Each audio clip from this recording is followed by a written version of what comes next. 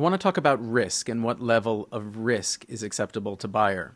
You took over the agrochemical company Monsanto in 2018, and with that business came billions of dollars in liabilities associated with the marketing of the herbicide glyphosate under the brand name Roundup.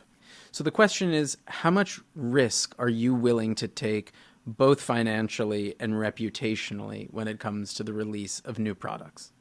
So in terms of risk relative to the safety of product, none. Yeah, none. We are not in the business of exposing other people, to risks that are unacceptable. Second, your business risks, more generically speaking, when it comes to, let's say, fairly big decisions in terms of resource allocation, such as an acquisition. There's something that is very, very important to us, and that is, of course, that we do everything that we do based on an informed perspective, and that means with really solid and sufficient diligence prior to taking a decision.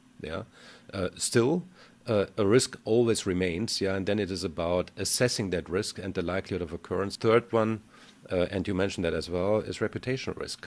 We have inherited a substantial reputational exposure with the acquisition of Monsanto.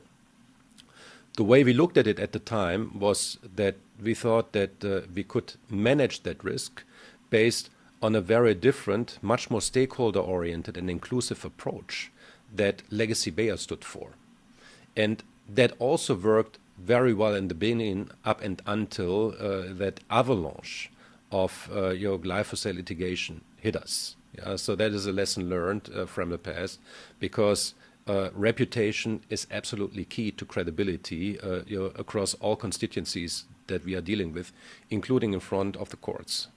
Life is always life-threatening, and typically you're in business. We do that every day. We take decisions under risk and without, let's say, 100% of knowledge. At some point in time, that level of information that we have has to be good enough and solid enough to take a decision. But in most cases, a residual risk remains. And where there's no risk, you can also safely assume that there's very limited opportunity.